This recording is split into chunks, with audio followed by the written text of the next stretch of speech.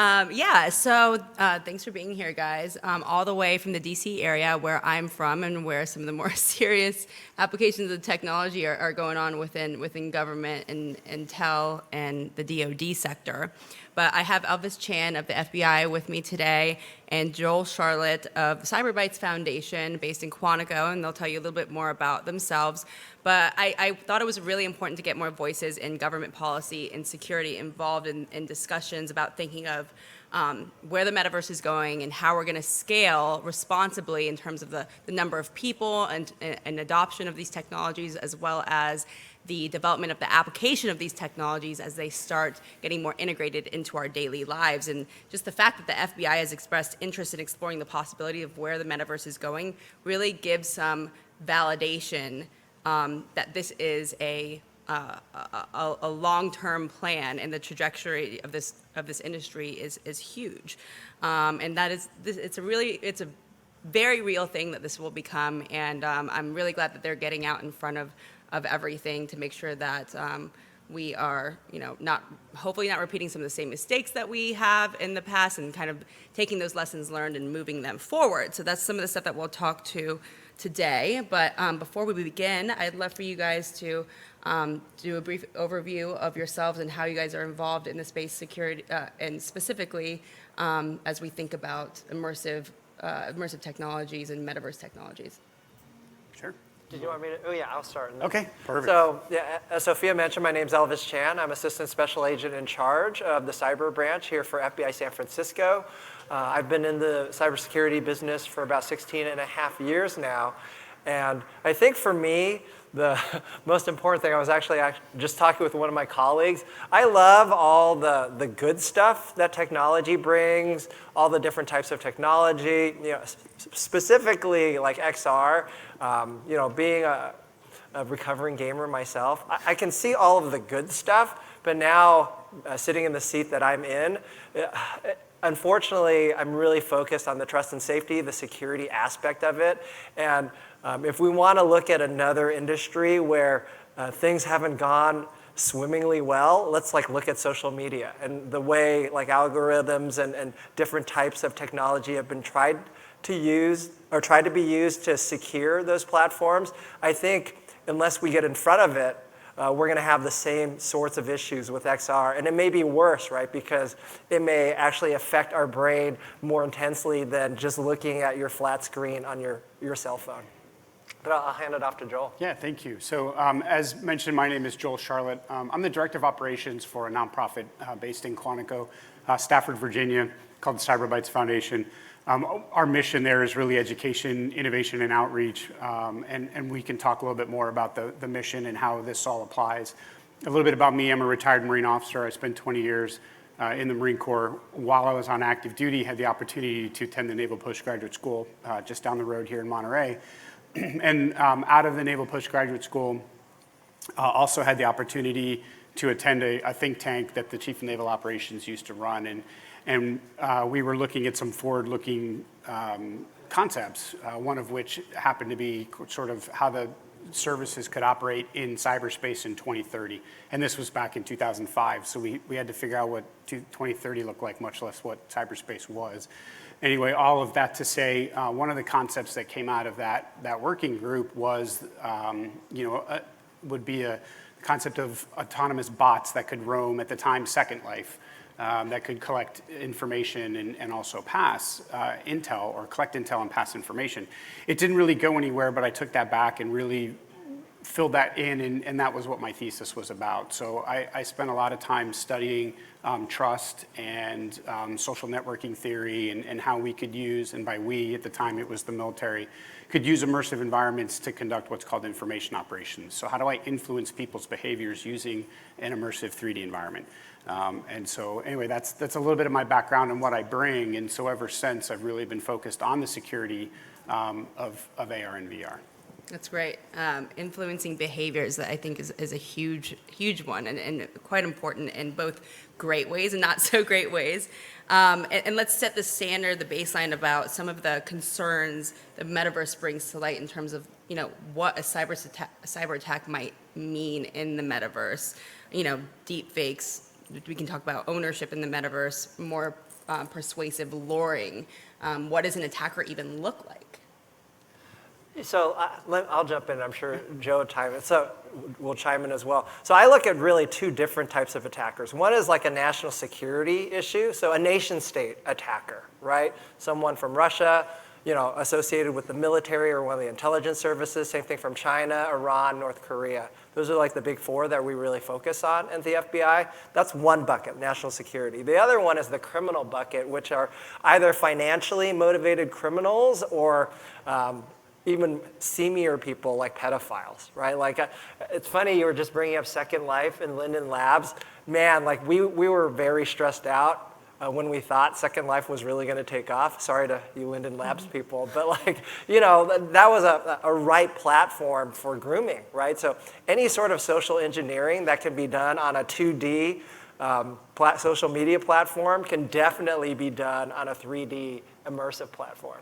And to follow up and maybe add a little bit more to that, because I too look at the national defense side, right? And to me, it's the data, okay? There's just, one, it's the data that's required to make, what makes this very interesting is the amount of data required to make a environment what it is, right? So what's your experience in VR, or what's your experience in AR, or mixed reality? It's all about what data am I collecting, and that data is about the environment around you, and it's also about you as a person.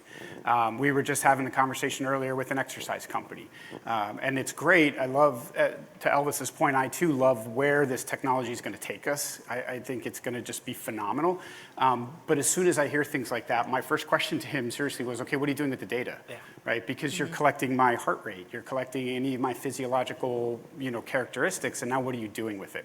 And then from there, if I look at it from the military or the national defense lens, I say, okay, now I have information about soldiers, sailors, airmen that are out there. What's their physiological state? How healthy are they? What's the status of forces? And then, so that's kind of where I see it, at least from the data. Everything for me starts with the data, and then, and then also maybe to back up your point too, I mean, if you think about, this is an example I use quite a bit, is the Fitbit. If you saw a couple years ago in the news, around, I think it was Bagram, you could tell times of day when people were running, you could tell where they were running, and because we all in the military, we love to run, right? And we like to run long distances. So where's the best place to do that around an airfield? The perimeter. And so now I've mapped out the perimeter of an airfield, and that data could be potentially available, right? So I'll leave that there. Yeah, lots of interesting stuff. So the metaverse, talk about PII, personal identifiable information. It doesn't change enterprises' obligations to protect PII. But what it does do, however, is exponentially scale the amount of PII and other sensitive data that is managed, collected, potentially used. And how will we protect that in the metaverse? What are some of the things that the industry is looking at? So I'll take the first crack at it. I love the United States, and I work for the FBI, so obviously I love public service. But I think one thing that the European Union has really done right is the General Data Privacy Regulation, GDPR, where they have pretty strict mandates on what happens with EU citizens' PII, personally identifiable information. I would like to think here in the great state of California, we have the California Consumer Privacy Act, which is a slightly watered down version of GDPR. So there are regulations moving in that direction to protect users and consumers' PII, right? They're just basic tenets, but I think what I love is we're in the Silicon Valley, so they bring technology solutions, and we're working on Web 3.0 right now. Unfortunately, guess what? We're still on human being 1.0 is the unfortunate thing. So regardless of what cool technology we have to protect us, we are still susceptible, we still have that lizard portion of our brain that is susceptible to social engineering to be able to get into people's networks and take their data. And again, I kind of just go back to the data, because you've got sort of you've got that specific data, okay? I know that's Joel that's doing that. But then you can also have, XRSI is working on inferred biometrics or inferred, things. So how can I take multiple pieces of data and put it together and then infer something about you, right? Or something about your health, et cetera. So I think it's, to your point, I mean, it's just going to get harder. And I think the way we start to do that is you've got to have the mindset up front as you're developing products, as you're developing hardware on, okay, what am I actually collecting?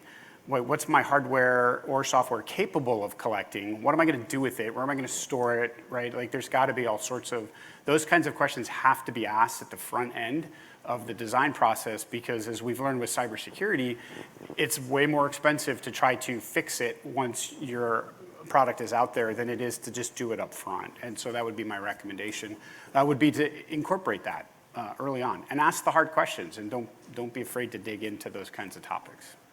Are you guys aware of any other people or organizations that are specifically, doing work in this space? And how can industry engage? Because it can't come from one company, right? There's regulations that are being developed and protocols and those types of things where, even for a company that is putting in so much time and effort and, dollars into developing these projects, they still want that to be valid in the future. So how do they kind of get out in front of that and kind of join the cause of developing these frameworks so what they're developing now can then, live on in the future for when, these regulations and protocols then kick in? I can take a crack at that. So here in FBI San Francisco, I think, to your point, there's this tension, right? On the one hand, you want to get your Series A funding. You want to get to market as soon as possible. On the other hand, there are more and more people, security engineers, doing security by design, right? So where we have invested a lot of our time is working with all of the big venture capital companies, the private equity firms, and the portfolio companies specifically in this space, right? So we get a hold of them, they get it, right? Hey, they want investments that are going to pay off for them. So I think the good news for us is I'm not gonna name all the VCs, but all the big hitters that you would imagine here, they have regular meetings with their portfolio companies, in different stages of funding, right? From seed all the way to C or D, right? Getting ready to IPO. We're plugged in with them, asking them to be mindful, talking through things to help them set up more security, more defense in depth, and then just having that mindset from the beginning.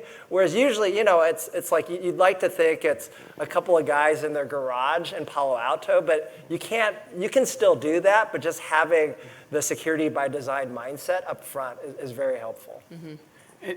And I think in terms of trying to find an organization that might be helpful, I'll have a shameless plug here. So I just co-founded the XR Village. And so if you're familiar with the cybersecurity community, there are a bunch of sort of nonprofits that focus on a very specific topic. So there's an election secure or a voting village and a IoT village, et cetera. So we just co-founded the XR Village, and we'll be at DEF CON this year, our first year.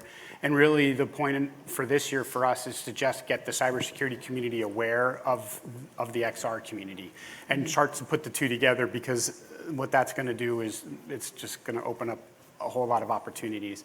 And to that end, as you look for organizations that may have standards, and there's a lot of them that are kind of popping up out there, and this is normal at the beginning of any sort of evolution, if you will, or revolution. You're going to have a bunch of different, think what am I thinking? Beta versus VHS, right? Like you had a few different standards that were kind of running in parallel, and at the end, whatever is most widely adopted is open, meaning I can have other contributors in there other than sort of the core folks, right? And then makes it the easiest to implement. I think that's going to win in the long run. So as you're sort of finding standards bodies and organizations out there, ask those questions, like who are your members? How is this organization funded? Because I think what you want to be careful of is finding an organization that's funded by a large corporation that may not be as open as you think they are, right? And so just some high-level notes, I would say. But again, the shameless plug for the XR Village. If anybody's interested in supporting or participating, we're stood up and we're ready to take those on. So yeah, and security is obviously good for everybody that's involved in the scale and adoption of the technology, but even in the short run, there's a lot of companies in this industry that are now looking to get into the government space. And provide their solutions and development solutions for that space. But but this is a big concern for, for government in the intelligence sector and in the DoD sector to get started in a project like this. I mean, a lot of those concerns surrounding security are a non-starter. So, from the experiences that you guys have had, I mean, what are those conversations that you're having with government officials in terms of their allowance of the adoption of these projects and even internally? That's a really good question. So yeah, at the FBI, I plug in with a lot of Department of Defense folks, and then I talk with our Department of Justice attorneys, as well as the regulator attorneys, both the SEC and FTC, as we're thinking through these regulations. But man, I mean, I guess I'm going to dime some old white guy senators out. No offense to you young white guys in here, but they barely even know what the internet is, right?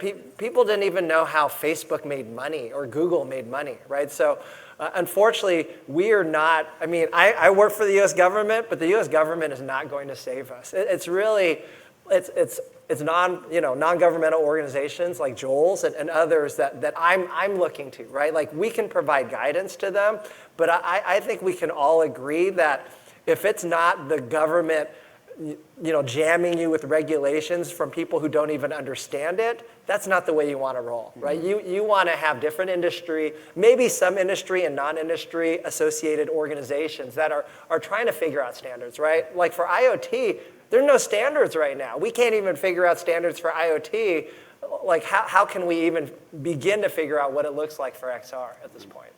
And all good points. I think having the government partners is essential. And through Cyberbytes Foundation, we work with quite a few agencies that are looking at XR technologies and how to bring them into the government. I know StrikeWorks just finished or is in the middle of a challenge, and one of their requirements in the challenge was they wanted a path to classified. Yeah. Okay, and that's not as easy as it sounds. Yeah. For a variety of reasons. But there are technologies out there that, to be honest, some of the folks that build these technologies don't know that that's their place, and how they can help in that. And so we're working with folks like DIA. We do work with the FBI pretty closely. We've also, any of the DoD components, Secret Service as well, to start to have those conversations with them about how they can do it and do it in a safe manner. And again, for me, it's not just the technical piece, because yes, it's a piece of IT hardware or software that still has to be protected, and within the DoD community, it has to go through the RMF process, et cetera. But then there's that influence side, and it's the data collection side, and we have to be very careful that we don't do what I've heard in previous conversations of, well, we're just going to collect everything because we may need it later. And that's not the answer. So government, DoD in particular, from my perspective, they're starting to look at it. I know DIA is also starting to look at developing their own not their own, but putting out an RFI or an RFP to actually develop a classified from the ground up headset, so that they don't have to modify an existing headset, right? And then because there's also concerns about origin of manufacturer, right, and supply chain issues on where these devices are being built. I won't point to the drone community, but the drone community has some very serious issues because one of the major players is a Chinese company that all the data goes back. And to the point that they'll disable drones if your drone is not communicating back to the mother server, and they have that capability. So can you imagine putting a headset into the hands of a service member or DoD or federal government and having that data being sent through a server in China just so that it can stay turned on? So those conversations are being had. We're helping as much as we can. I know there's other organizations out there that are doing it as well. So they're happening. Yeah, and I'll piggyback off what both of them said. I mean, they're looking for, these government organizations are looking for input from people in this industry, not the non-traditionals is what we call them, non-traditional government contractors, which is everybody here for the most part. The Booz Allens and the Lockeys are definitely involved, but like it's the people like you that are actually creating these innovations, boots on the ground, dealing with different obstacles and scenarios on a daily basis regarding these technologies, that's going to move the needle forward. And I can say for myself, I'm involved, just like these guys are, in a lot of different like defense and intel industry organizations. And I'm one of the only people that are representing, like, not on the conference floor, but like internally in their like their board meetings and things like that are representing from the industry side, saying you guys just know what's kind of filtering to the top. And I think it's really important for all of us collectively to really get involved in that. And I know this industry stemmed from, entertainment and gaming, which is awesome. But it really is up to all of us to really be the voice of this technology moving forward, because that's how we're going to get faster adoption, is by getting policymakers on our side. But with that, Yeah, thank you so much. This has been an amazing panel. I wish we could have you all speak with us much, much longer. I do think we have time for maybe 1 or 2 questions. So if anybody would like to ask a question, we want to hear it. Okay.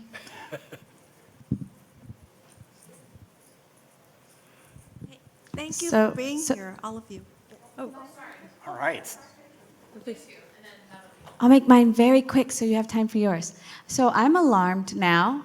So Sorry. what keeps you up at night? Wow. Related to this or in general? Just this In for this. first. To me, again, I think it's, without sounding like a broken record, it's the data. I mean, and Sophia mentioned, the origins of the industry, and I agree. I think it's great. I mean, in gaming and in entertainment, that's the path to mass adoption. What worries me is that we don't learn from cyber, from IoT. And by the way, I put IoT in the metaverse because you have to have data, right? There has to be, again, you have to have data. So if we're not figuring all this stuff out now, then it is going to be nearly impossible to figure it out later, because there's no standards. There's going to be mass adoption. I mean, I've told people, like, my thesis I wrote back in 2007. I've been waiting for the industry to catch up. I think this year is it, where I think we're going to start to see a lot of traction. I am very personally interested in helping the federal government get into XR, but that's what scares me, is that we're going to have more people as government contractors who make that exact statement of, we're just going to collect it all and we'll figure out what to do with it later. And that truly scares me. All right, Emily, you had the last question. I personally want to extend invitations to you because I am a regulatory affairs professional, and I don't like to come in with warning letters and lawsuits and cease and desist. I like to promote best practices, and so I'd like to do a little fireside chats and interactive things and some typed way to get that message out, and also direct it to other organizations, because right here, there's a lot of good stuff brewing right here in California. So if we can, learn together and integrate it and then test it out on our kids and grandmas, we will get there. So thank you so much. All right, thank you. thank you. Thank you so much. I wanted to add to this. I don't think that wasn't a question, but definitely, I'm sure that they would love to join you in that. What's interesting is being the track chair today in this XR safety and security track. I see a lot of threads being woven throughout the day where I feel like the speaker from before should talk to this speaker, and the speaker after needs to talk to the speaker after them. So I also invite you all to please check our roster of speakers today. Dr. Louis Rosenberg was speaking earlier. We've had, the U.S. Chamber of Commerce, who told us that there were 11 million jobs in government that need to be filled, and that we need to entice our tech sector to look into those jobs, maybe even in rotations. How do we get other people to sort of do what you're doing the good work, when we know that there are so many jobs to be filled and we have a lot of expertise, and how do we bring it all together? So I just want to invite you also to, let's all extend the multiplier effect of what we can do today, especially in this extremely important track. So thank you for being here, and thank you to all of you. All right, thank you.